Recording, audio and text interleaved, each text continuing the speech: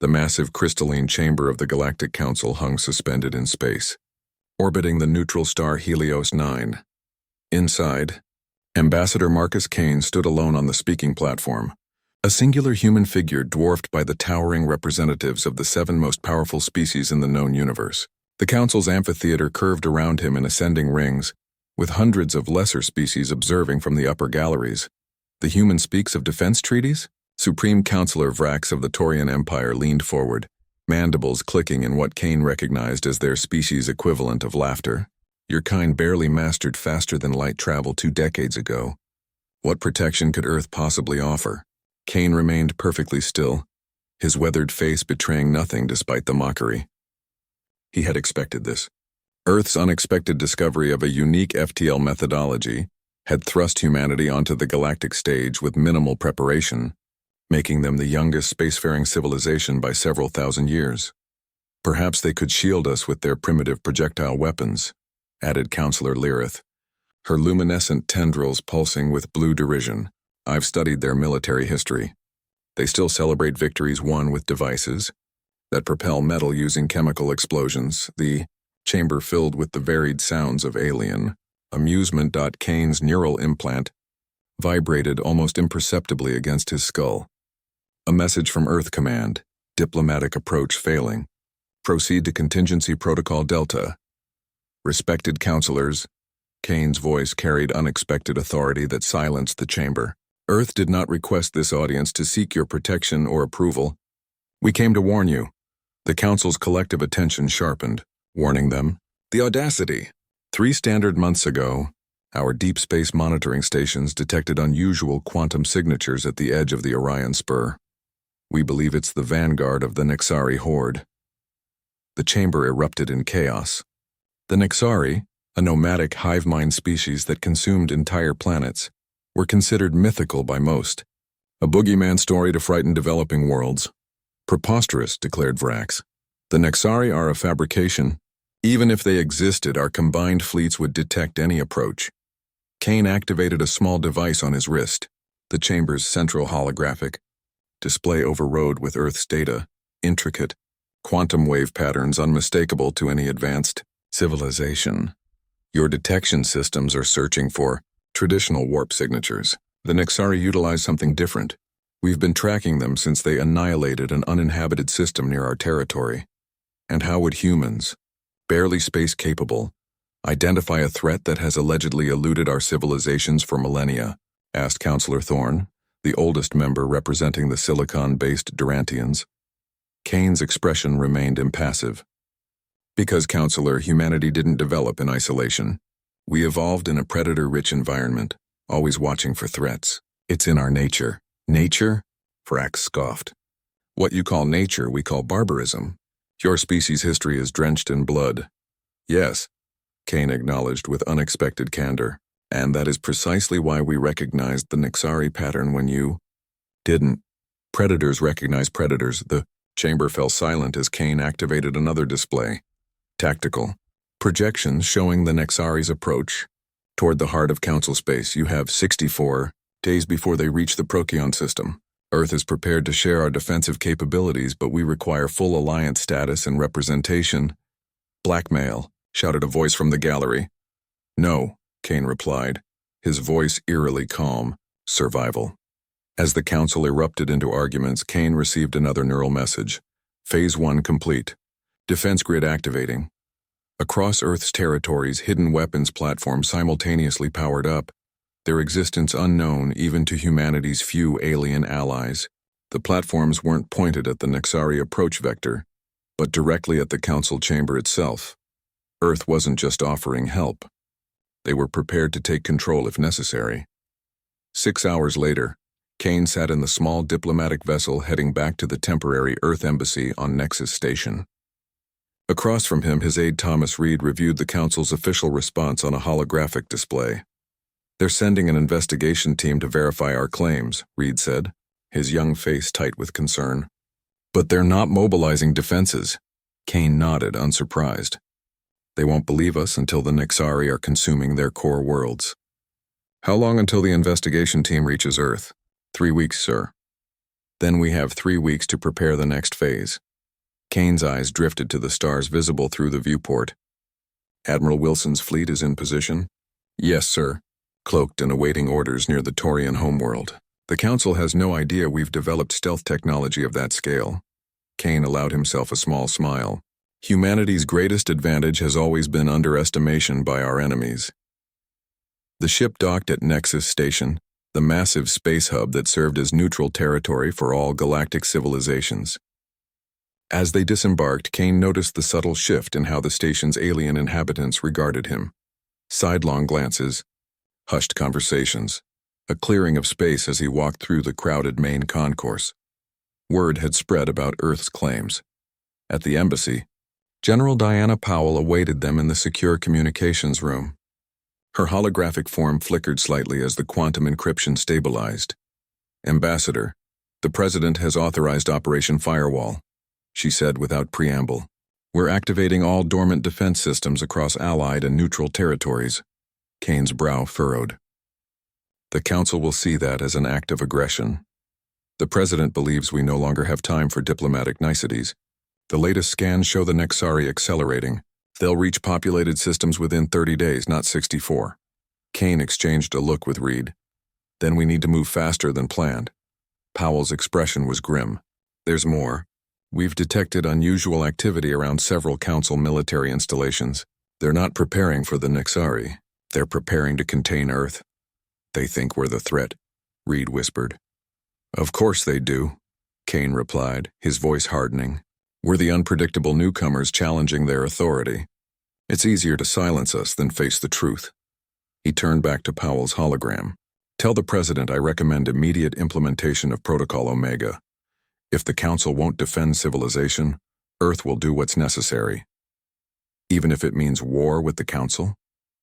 Powell asked, though she already knew the answer. Kane's eyes reflected the cold light of distant stars. "Even if it means reducing them to ashes." The Council's investigation fleet emerged from hyperspace above Earth, 7 massive warships disguised as diplomatic vessels. Admiral Joran Lek of the Alturian Conclave stood on the command deck of the flagship, his 4 arms crossed over his armored chest as he studied the blue-green planet below. "Primitive," he muttered, compound eyes narrowing, "yet they claim to have detected a threat that eluded our sensor networks for centuries." His second-in-command, Commander Zith, approached with a data tablet. "Scans show minimal orbital defenses, Admiral. Their military capabilities appear consistent with their technological level." Lek's mandibles twitched skeptically. "And the quantum disturbances they reported? Our scientists detect nothing unusual in the sector they specified." "As expected." Lek turned to the communications officer. "Inform Earth Control that we are sending down our delegation. Remind them that under Council law, they must permit unrestricted access to their monitoring stations. On Earth's surface, in the reinforced underground command center beneath the North American continent." General Powell watched the Council ships with growing tension. Beside her, Dr. Eliza Morgan, director of Earth's Quantum Defense Initiative, analyzed incoming data on a sprawling holographic display. "They're scanning us," Morgan noted, her fingers dancing across virtual controls. "Standard spectrum sweeps, nothing that would detect our subsurface installations or the Dark Fleet." Powell nodded. "And our visitors?" "The delegation has requested landing permission at Washington Spaceport. 7 representatives, including Admiral Lek himself. The Council sent their military enforcer rather than scientists," Powell observed. "They're not here to investigate. They're here to find an excuse." Morgan's hands paused over the controls. "Should we abort?" "No," Powell decided after a moment. "The President wants us to maintain the charade as long as possible. Ambassador Kane is already implementing the next phase at Nexus Station." Across the galaxy, Kane moved through the shadowed corridors of Nexus Station's maintenance levels, areas restricted to all but authorized personnel. Beside him walked Ren Takata, Earth's top xenolinguist and intelligence operative. "Security systems bypassed," Takata whispered, checking the small device on his wrist.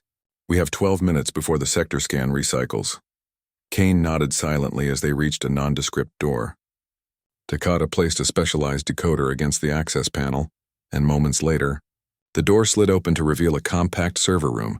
the central communications hub for all Council diplomatic transmissions. Remember, Kane cautioned as Takada began working, we're not looking for military codes. Focus on the diplomatic channels to the Centauri Federation.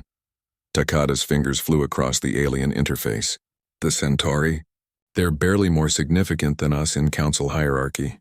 Exactly, Kane replied, which makes them perfect allies. They've chafed under Council authority for centuries. On his neural implant, Kane received an urgent message from Earth. Council delegation has landed. Admiral Lek leading personally. Timeline compromised, Kane swore under his breath. We need to move faster. The Council isn't just investigating, they're preparing for containment. Takada glanced up from his work. Containment? Their term for neutralizing emerging civilizations they deem threatening to galactic stability. They've done this before? Kane's expression darkened. According to the classified archives we accessed, the Council has contained 17 emerging civilizations in the last millennium alone. Some were quarantined to their home systems. Others were simply erased. Takada's hands faltered momentarily. And they consider us a threat because we warned them about the Nexari? They consider us a threat because we identified something they missed. Because we developed faster than light travel through an entirely different methodology than any other known species. Because we're unpredictable. Kane checked the time. 7 minutes remaining. On Earth, Admiral Lek's delegation toured the primary quantum detection facility in the Rocky Mountains, a genuine installation that had been carefully prepared for inspection. Dr. Morgan led the tour, explaining the sophisticated equipment with appropriate scientific detail while revealing nothing of its true capabilities. This array allows us to detect minute quantum fluctuations across vast distances, she explained, gesturing to a massive circular chamber filled with crystalline structures and pulsing energy fields. We developed it initially to improve our FTL navigation. Lek moved slowly around the perimeter of the chamber, his alien eyes missing nothing. And these fluctuations led you to conclude that the mythical Nexari are approaching Council space. The patterns match historical accounts of quantum disturbances preceding Nexari appearances, Morgan replied smoothly. We have no explanation other than their return. Interesting theory, Lek said, his tone making it clear he found it anything but. Perhaps humans simply misinterpreted the data. Your civilization's experience with quantum physics is limited. One of Lek's scientists approached, speaking rapidly in their native language. Lek's posture stiffened. Dr. Morgan's implanted translator caught fragments. Unknown energy signature. Deep scans reveal. Beneath the facility, Lek turned back to Morgan, his compound eyes gleaming with triumph. Dr. Morgan, would you care to explain the massive power source our scans have detected beneath this facility? One that appears to be shielded from conventional detection? Morgan's expression remained neutral even as her heart raced. That would be our geothermal power plant, Admiral. The shielding prevents quantum interference with our detection equipment. I see, Lek replied, clearly not believing her. Then you would have no objection to our team inspecting this power plant? Before Morgan could respond, the facility's alarms blared to life. On every screen throughout the complex, the same alert flashed. Massive quantum disturbances detected at the edge of the solar system. The Nexari had arrived, weeks ahead of even Earth's predictions. Lek stared at the displays, his alien features difficult for humans to read, but his stunned silence spoke volumes. It seems, Admiral, Morgan said quietly, that the threat is very real after all. Across the facility, hidden panels slid open as Earth's secret defenses activated. Throughout the solar system, cloaked weapons platforms decloaked and powered up, revealing military technology far beyond what Earth had publicly displayed. And in the Nexus Station communication hub, Ambassador Kane received the emergency alert and knew their time had run out. Send the signal now, he ordered Takada. All channels, all allied systems. It was time for the galaxy to learn that humanity had been preparing for this moment far longer than anyone suspected. The observation deck of Nexus Station erupted into chaos as the emergency broadcasts reached every screen and neural interface. Hundreds of alien diplomats, traders, and travelers crowded around viewports, watching in horror as the massive feeds showed the Nexari fleet emerging near Earth's solar system, a writhing mass of biomechanical ships, each one larger than the largest council dreadnought. Ambassador Kane stood in the center of the diplomatic concourse, surrounded by representatives from a dozen worlds, all demanding explanations. The Centauri ambassador Talia Vox pushed through the crowd to reach him. "Is this real?" she demanded, her silver eyes wide with fear. "Or is this another human deception?" "It's real," Kane replied grimly. "The Nexari arrived earlier than even our projections anticipated. They've already consumed 2 uninhabited systems in the past week. But why attack Earth first? You're on the galactic periphery. They're not attacking randomly," Kane explained, activating a holographic display from his wrist device. "They're targeting specific quantum signatures, the same energy our FTL drives emit. Something about our technology attracts them." Around them, the station's security forces were mobilizing, council guards taking up positions at key junctions. Kane noticed them eyeing Earth personnel with suspicion. "They still think this is our doing," he muttered to Takada, who had rejoined him after completing their mission in the communications hub. "The council has called an emergency session," Takada reported quietly. "All senior representatives are being summoned to the chamber. And Admiral Lek? His fleet has taken up defensive positions around Earth. The official statement claims they're protecting humanity from the Nexari threat." Kane's expression hardened. "They're containing us while they decide if we're worth saving." Back at Earth, the scene in the Rocky Mountain facility had transformed from a diplomatic inspection to a military standoff. Council security forces surrounded Dr. Morgan and her staff, weapons drawn, while Admiral Lek communicated urgently with Council High Command. "The Nexari ships will reach Earth orbit within 6 hours, Morgan stated calmly, despite the weapons trained on her. "Admiral, whatever suspicions you harbor about Earth, surely we can agree that the immediate threat takes precedence." Lek's compound eyes fixed on her. "What a convenient coincidence that the mythical threat you warned us about appears precisely when our inspection discovers your hidden military capabilities." "Not convenient. Calculated," Morgan replied, surprising him with her candor. "We knew the Nexari were coming. We knew when and where. What we didn't know was whether the Council would believe us in time. So you built weapons in secret, violating Council protocols for developing worlds. We built defenses because we knew we might have to stand alone." Morgan held his alien gaze steadily. "And now we all face extinction unless we work together." A thunderous rumble shook the facility as something massive moved beneath them. Throughout the complex, hidden panels and walls reconfigured, revealing sophisticated weapon systems and control interfaces that had been concealed from the Council inspection team. "What is happening?" Lek demanded, his security team growing visibly nervous. "The facility is converting to combat configuration," Morgan explained. "This isn't just a detection center, it's one of Earth's primary defense nodes." On the main view screen, the solar system map updated in real time. Dozens of previously hidden human vessels decloaked throughout the system. A fleet that dwarfed the official Earth Space Force the Council had been monitoring. "Impossible," one of Lek's scientists whispered. "Their technology can't be this advanced." "Admiral?" Morgan said, her voice now carrying unmistakable authority. "In approximately 10 minutes, General Powell will be contacting you with an offer. I suggest you listen carefully." At Nexus Station, the emergency council session had devolved into accusations and panic. Kane stood before the assembled representatives, the focus of their collective fear and anger. "Humanity engineered this crisis," shouted Councillor Vrax, mandibles clicking furiously. "They fabricated the Nexari threat to force us to grant them greater status." "The Nexari ships are real," countered Talia Vox of the Centauri. "Our long-range scans confirm their approach not just toward Earth but toward Centauri space as well." "A coordinated deception," suggested another counselor. "Perhaps these humans have allied with some unknown force to intimidate the Council." Kane waited for the accusations to subside before speaking. When he did, his voice carried throughout the chamber without technological amplification.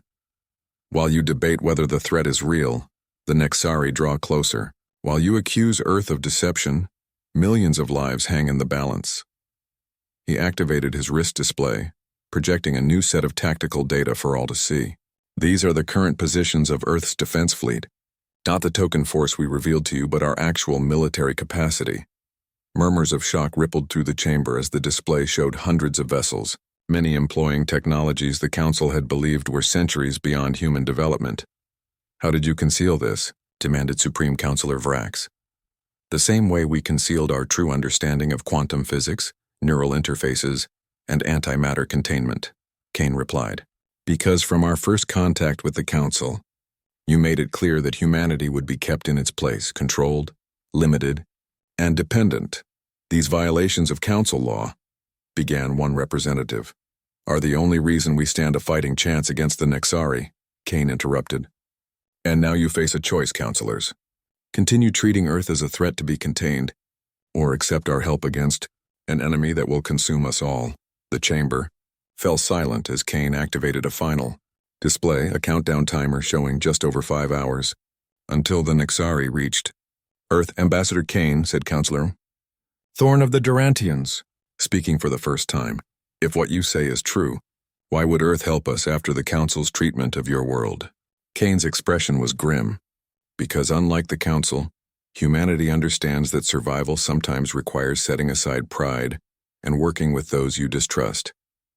On Earth, General Powell's hologram materialized in the center of the Rocky Mountain Facilities Command Center. Admiral Leck had been escorted there after the facility's transformation, his security detail now heavily outnumbered by Earth forces. "Admiral Leck," Powell greeted him, her holographic form towering and authoritative. "I am General Diana Powell, Supreme Commander of Earth's Defense Forces. In approximately 5 hours, the first wave of Nexari ships will enter our solar system. According to our analysis, their primary target is not Earth itself, but our quantum energy signatures." "What exactly are you proposing, General?" Leck asked warily. "A temporary alliance. Your ships will coordinate with ours under a joint command structure. We will share our quantum shielding technology to protect your vessels from Nexari detection. And if I refuse?" Powell's expression remained neutral. "Then Earth will defend itself alone, and your ships will likely be the Nexari's first targets due to their unshielded quantum signatures." Leck studied the tactical displays showing the approaching Nexari fleet. Even with his military experience, the scale of the threat was unlike anything in recorded Council history. "The Council has not authorized cooperation," he said finally. "The Council is not here," Powell replied simply. "You are, and you must decide whether ancient protocols matter more than the lives of your crew." Across the galaxy, other Council worlds began detecting the Nexari approach. The panic spread as the truth became undeniable. The threat humanity had warned about was terrifyingly real. And as the massive Nexari fleet drew closer to Earth, the true test of both humanity and the Council was about to begin. The first Nexari vessel entered the solar system precisely as Earth had predicted, a massive organic mechanical construct that defied conventional classification. It resembled a writhing metallic leviathan, its surface rippling with strange energies that disrupted standard sensor readings. 6 more followed in its wake, spreading out in a hunting formation that military tacticians across species immediately recognized. In Earth orbit, Admiral Leck stood on the bridge of his flagship, the Indomitable, watching the human fleet take up defensive positions. His decision to cooperate with General Powell had fractured his command. 3 of his 7 ships had broken formation and retreated to the edge of the system, refusing to follow what they considered treasonous orders. "The human vessels are activating some kind of energy field," reported his sensor officer. "It's masking their quantum signatures." "And ours?" Leck asked. "The human engineers have successfully integrated their shielding technology with our 4 remaining ships. We are invisible to the Nexari detection systems, Admiral." Leck's inner eyelids flickered in the Alturian expression of reluctant admiration. "Open a channel to General Powell." In the underground command center, Powell's holographic form appeared before Leck. "Admiral, our sensors confirm the Nexari are adjusting their approach. They're confused by the sudden disappearance of their targets." "A temporary advantage at best," Leck replied. "Once they enter visual range, our physical presence will be obvious regardless of quantum shielding." "Agreed. That's why we need to strike first." Powell gestured, and a tactical display appeared between them. "Earth vessels have moved into attack position. We'll hit their lead ships with our phase cannons while your vessels target their propulsion systems with disruptor beams." Leck studied the battle plan. "These phase cannons, I don't recognize the technology." They're not in any council database, Powell acknowledged. We developed them specifically to combat the Nexari. Before Lek could respond, the tactical display flashed urgent warnings. The lead Nexari vessel had accelerated suddenly, covering the distance to Mars in seconds rather than hours. They've detected something, Lek realized. One of my ships that refused the quantum shielding. The view screen showed a brief, terrible image. The council vessel vigilant engulfed by the Nexari flagship, strange tendrils puncturing its hull like needles through fabric. Within moments, the once mighty warship was absorbed into the alien mass, its energy and materials consumed. All vessels engage. Powell's command cut through the shock. Execute attack pattern Omega. The human fleet moved with unexpected precision, smaller craft darting forward while larger vessels provided covering fire. The phase cannons fired not energy beams but concentrated pulses of quantum-distorted space that bypassed conventional shields to disrupt matter at its fundamental level. The lead Nexari ship convulsed as the weapon struck home, portions of its biomechanical structure dissolving into clouds of subatomic particles. It's working, Lek breathed, watching as the combined Earth Council forces pressed their advantage. But the Nexari were ancient predators and they adapted quickly. The wounded flagship released a burst of energy that scrambled communications across the human council fleet. The remaining Nexari vessels accelerated, converging on Mars with terrifying speed. They're targeting the Mars colonies, Powell realized. Admiral, redirect your vessels to intercept. Lek's remaining ship surged forward, their disruptor beams lancing through space to strike the Nexari formation. Two of the alien vessels shuddered under the assault but continued their advance. Energy buildup detected, shouted an officer in the Earth Command Center. The Nexari are charging some kind of weapon. On Nexus Station, Ambassador Kane watched the battle unfold through secure feeds. The diplomatic chamber now transformed into an emergency operations center. Around him, representatives from dozens of worlds monitored the unprecedented conflict. The Council fleet near Centauri space is mobilizing, reported Takeda, but they'll never reach Earth in time. They're not coming to help, Kane said grimly. They're preparing a containment perimeter in case the Nexari break through our defenses. Talia Vox of the Centauri approached, her silver eyes reflecting the tactical displays. My government has authorized our defense fleet to assist Earth. They're preparing to jump now. Kane nodded his thanks. The more allies, the better our chances. Ambassador, interrupted a communications officer. Incoming transmission from Supreme Counselor Vrax. Priority 1. The massive view screen shifted to show Vrax's insectoid features. Ambassador Kane, the Council has reached a decision regarding Earth's situation. While you were deliberating, Counselor, Earth forces engaged the Nexari to protect not just humanity but all sentient life in this sector, Kane replied, his tone sharp. We could use actual assistance rather than political statements. The Council acknowledges that the Nexari threat is real, Vrax continued, ignoring Kane's rebuke. However, we are concerned about Earth's unauthorized military buildup and technological development. Once the current crisis is resolved, humanity will need to answer for these violations. Around Kane, the assembled diplomats murmured in disbelief at the Council's continued focus on protocol, even as an existential threat unfolded. Counselor, Kane said, his voice dangerously quiet. Let me be perfectly clear. Earth will defeat the Nexari with or without Council support. When we do, we will not submit to your judgment or surrender our defensive capabilities. The old order of Council dominance ended the moment you dismissed our warnings. Vrax's mandibles clicked in anger. You dare threaten the Council? No, Counselor. I'm informing you of reality. Kane turned away from the screen. Now, if you'll excuse me, I have a battle to coordinate. Back in Earth's solar system, the conflict had reached Mars.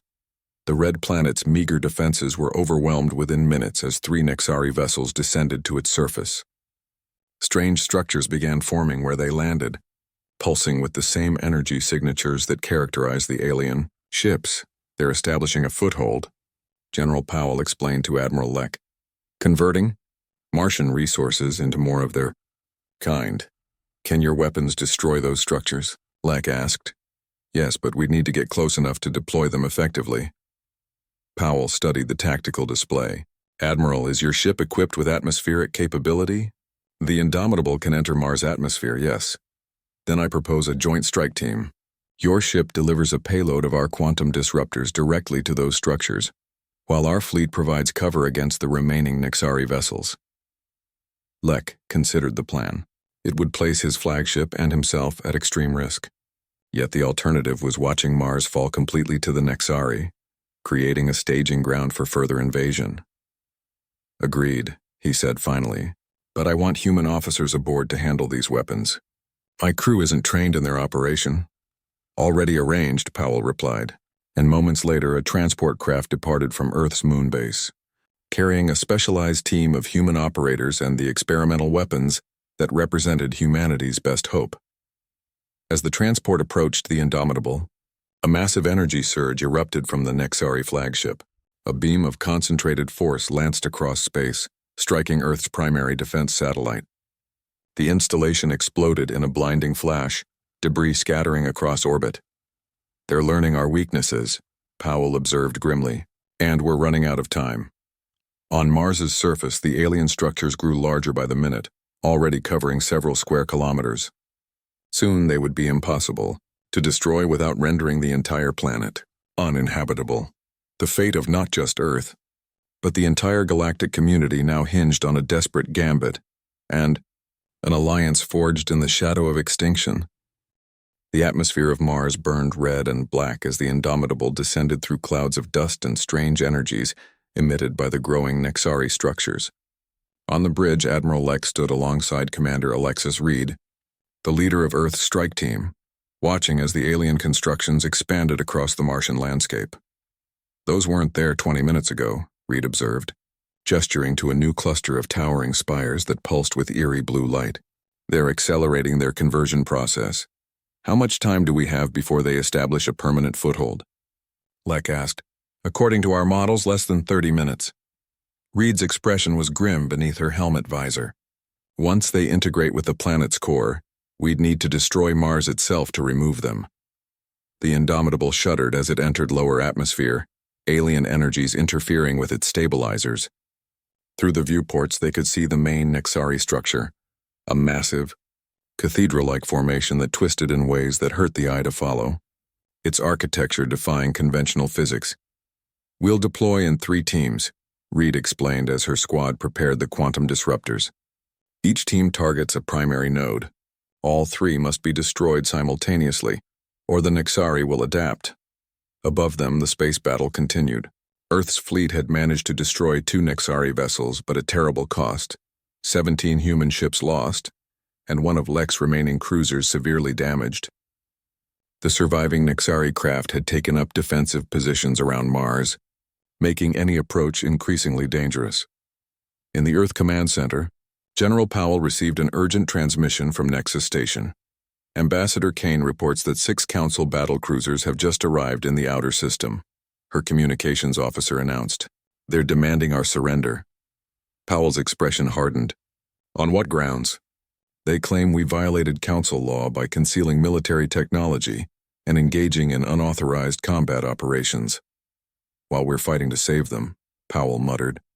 Typical Council arrogance. She opened a direct channel to Kane. Ambassador, we need more time. The Mars operation is our last chance to stop the Nexari before they establish a permanent presence in our system. Kane's holographic form nodded. I'll do what I can, General, but prepare for the possibility that we'll be fighting on 2 fronts. At Nexus Station, Kane faced a growing crisis. The Council representatives had moved from shock to anger as they watched Earth deploy previously hidden military capabilities. Many now openly suggested that humanity posed a greater long-term threat than the mysterious Nexari. The Council cannot allow a species with Earth's aggressive tendencies to possess such advanced weaponry, declared Vrax, addressing the emergency session. Once the Nexari situation is contained, Earth must surrender its military assets and submit to Council oversight. Kane looked around the chamber, noting the mix of fear, anger, and calculation on alien faces. Many species who had suffered under Council restrictions watched with particular interest. Supreme Counselor, Kane responded, Earth has spent decades preparing for this exact scenario, not because we sought conflict, but because we recognized the Nexari threat when the Council refused to acknowledge it. Now you suggest punishing us for our foresight? Your foresight included building weapons that could threaten the entire galactic order, countered another counselor. No, Kane corrected. Our foresight included building weapons that could save the galactic order, despite its flaws. He activated a display showing the battle at Mars, where the Indomitable had landed near the primary Nexari structure. While we debate, beings from both our civilizations are fighting and dying to protect us all. On Mars's surface, Admiral Lek led the first strike team through the twisted landscape surrounding the Nexari central node. The environment had already been transformed, the red Martian soil now covered with a strange, semi-organic material that pulsed beneath their feet. Energy readings are off the charts again, reported one of Reed's human technicians. The conversion process is nearly complete. Reed checked the quantum disruptor strapped to her back, a device that looked deceptively simple for something capable of unraveling matter at its fundamental level. Team 2 and 3 in position? Affirmative, came the response through her comms. Awaiting your signal. Lek studied the towering structure before them. Unlike the chaotic, writhing appearance of the Nexari ships, the ground installation had an unsettling symmetry, almost beautiful in its alien complexity. What are they? He asked quietly. Reed glanced at him. According to our limited data, they're a collective consciousness that evolved to consume and incorporate other life forms. Not out of malice, but as their natural evolutionary path. Like a virus on a galactic scale, Lek mused. Exactly. And like a virus, they don't hate or fear us. They simply consume what they encounter. A tremor shook the ground as they reached the base of the central node. Above them, the structure seemed to sense their presence, tendrils of energy reaching down toward their position. Now, Reed commanded into her comm, activating her disruptor. Across the Martian landscape, the other teams did the same. The quantum disruptors hummed to life, emitting not beams or explosions, but waves of distortion that made reality itself seem to ripple and fold. Where these waves touched the Nexari structure, it began to dissolve, not burning or breaking, but simply ceasing to maintain coherent form. For a moment it seemed to be working. Then the structure adapted, reconfiguring its quantum signature to resist the disruption. Tendrils of energy lashed out, striking 2 members of Reed's team and reducing them instantly to constituent atoms. Increase power, Reed shouted, adjusting her device. All teams, full spectrum disruption. The disruptors whined as they reached maximum output, the distortion waves intensifying until the air itself seemed to crack with the strain of maintaining physical laws. In orbit, Powell watched the operation through the Indomitable's sensors. Energy spike detected in the Nexari central node, reported her science officer. They're attempting to send a signal beyond our system. A call for reinforcements, Powell realized. We can't let that transmission complete. She opened a channel to Kane. Ambassador, we need more time. The Mars operation is partially successful, but the Nexari are adapting faster than anticipated. Kane's reply was grim. The Council fleet has entered the inner system, General. They're demanding that all Earth forces stand down immediately. Powell's decision took only a second. Activate Protocol Omega. Authorization Powell 9 Alpha Endgame. Throughout the solar system, hidden Earth installations powered up simultaneously. From bases on moons and asteroids, from stealth platforms in the Kuiper Belt, energy signatures bloomed as humanity revealed its final line of defense. A network of quantum disruption amplifiers that could, working in concert, generate a system-wide distortion field. On Mars, Reed detected the activation sequence. Admiral, she said urgently to Lek, we need to evacuate now. Earth is initiating Protocol Omega. What does that mean? Lek demanded as they retreated toward the Indomitable. It means we're about to change the rules of engagement, Reed replied grimly. Protocol Omega isn't just a weapon. It's a reset button for quantum physics within a defined area. As they reached the ship and launched back into space, the amplifier network reached full power. A visible wave of distortion spread throughout the solar system, bypassing Earth and Council vessels, but engulfing the Nexari ships and structures in a field that temporarily suspended normal physical laws. Within this field, the fundamental forces binding matter together weakened. The Nexari, whose biology and technology relied on specific quantum interactions, found themselves unable to maintain structural integrity. One by one, their ships and the massive Mars installation began to dissolve, not exploding or breaking apart, but simply falling into increasingly disordered states until they were nothing but clouds of subatomic particles. "My God," whispered Lek, watching from the Indomitable as the Nexari threat literally reduced to ash before his eyes. In the council chamber, Kane observed the stunned silence as representatives witnessed humanity's true technological capabilities. The quantum disruption field had eliminated the Nexari completely while leaving. Council and allied vessels untouched, a display of precision and power beyond anything the galactic community had believed possible. "This changes everything," Taliavox of the Centauri said quietly beside him. "Yes," Kane agreed, "but not in the way the Council fears." He stepped forward to address the chamber once more. "The Nexari threat has been neutralized. Earth's quantum disruption technology has saved not just our world, but potentially the entire galactic community." Supreme Counselor Vrax rose from his seat, mandibles working anxiously. "Ambassador Kane, the Council recognizes Earth's contribution in this crisis. However, the existence of such powerful technology raises serious concerns about galactic stability." "I understand your concerns, Counselor," Kane replied, "and I have a proposal that might address them." He activated a final display, a new organizational structure for galactic governance, with Earth and several previously marginalized worlds elevated to full Council status. The old Council failed to protect the galaxy because it was too hierarchical, too resistant to new.